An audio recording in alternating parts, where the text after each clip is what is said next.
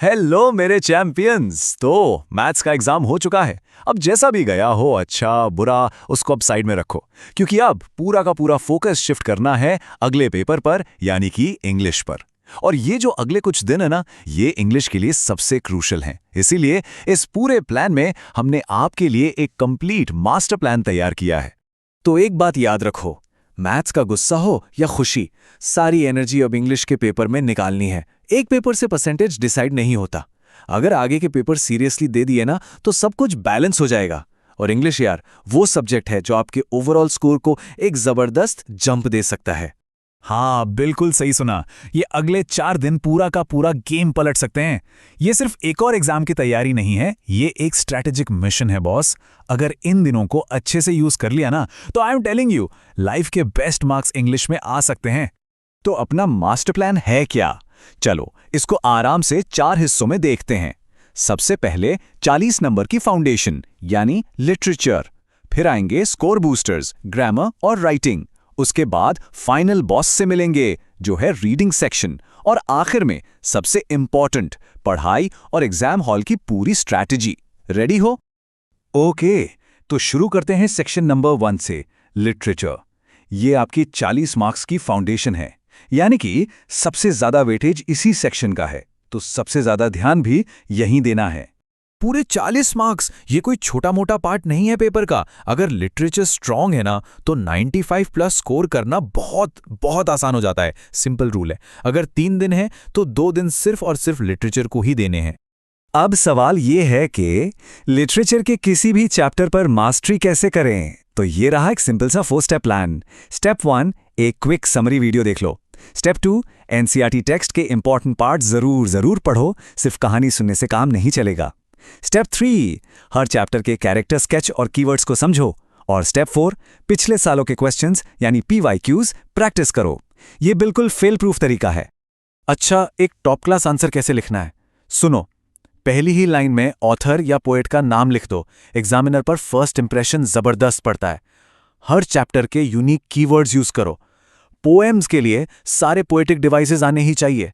सिर्फ कहानी मत लिखो, टेक्स्ट से की फ्रेजेस उठाओ। और सबसे इंपॉर्टेंट, जब पूरा पेपर खत्म हो जाए, आखिर में आराम से पेंसिल से कीवर्ड्स को अंडरलाइन करो। चलो अब आगे बढ़ते हैं। सेक्शन नंबर 2, ग्रामर और राइटिंग। मैं तो इन्हें स्कोर बूस्टर्स कहता हूं, क्योंकि यहां थोड़ी सी मेहनत में ज्यादा नंबर खींचे जा सकते हैं। ग्रामर में तो समझ लो फ्री के मार्क्स हैं। बस एक 1 शॉट वीडियो देखो रूल्स के लिए और प्रीवियस ईयर क्वेश्चंस प्रैक्टिस कर लो, काम हो जाएगा।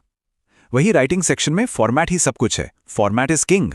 सही फॉर्मेट रट लो, कुछ फिक्स्ड इंट्रोडक्टरी लाइंस याद कर लो, और हर टाइप का यानी लेटर, पैराग्राफ, सबका एक एक सवाल लिखकर प्रैक्टिस जरूर कर लेना।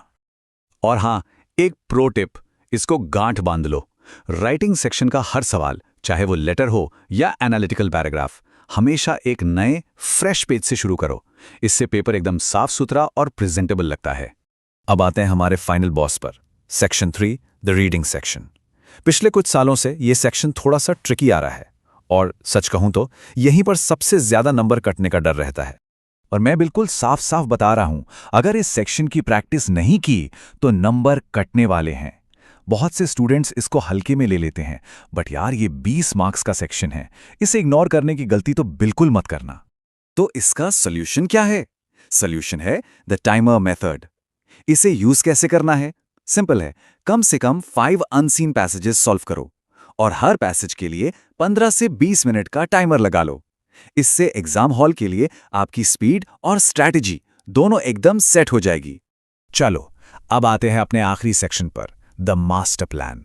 यहां हम पढ़ाई और एग्जाम हॉल दोनों की स्ट्रैटेजी पर बात करेंगे। अब सब कुछ एक साथ लाने का टाइम आ गया है। ये रूल हमेशा याद रखना, 10-12 घंटे की मैराथन क्लासेस सिर्फ देखने से नंबर नहीं आते। अगर 4 घंटे की क्लास ली है तो अगले 4 घंटे सेल्फ स्टडी को देने ही देने हैं। सिर्फ देखना नहीं है, लिख लिख कर प्रैक्टिस करना है, तभी चीजें दिमाग में बैठेंगी। अब सबसे बड़ा सवाल, एग्जाम हॉल में टाइम कैसे मैनेज करें? ये रहा एक सैंपल प्लान। लिटरेचर के लिए आराम से 60 से 70 मिनट दो, रीडिंग के लिए 40 मिनट, राइटिंग के लिए 50 मिनट और ग्रामर के लिए सिर्फ 15 मिनट। ऐसा करने से आपके पास आखिर में 10 मिनट बचेंगे, जो फाइनल रिवीजन के लिए बहुत जरूरी हैं। और बस एंड में कुछ फाइनल विनिंग टिप्स। सबसे पहले वो सेक्शन करो जिसमें सबसे ज्यादा कॉन्फिडेंस है। साफ सुथरी हैंडराइटिंग और प्रॉपर स्पेसिंग मेंटेन करना। पेपर खत्म होने के बाद ही कीवर्ड्स अंडरलाइन करना। वर्ड लिमिट का ध्यान रखो, लंबी लंबी कहानियां नहीं लिखनी। और सबसे जरूरी, कोई भी सवाल छोड़ के मत आना। फॉर्मेट के भी नंबर मिलते हैं, याद रखना। तो इस मास्टर प्लान के साथ अब बताओ, इंग्लिश फोड़ने के लिए तैयार हो? ये जो भी गुस्सा या डर है ना, इसको एनर्जी में बदल दो। जाओ और अपना बेस्ट ही कराओ।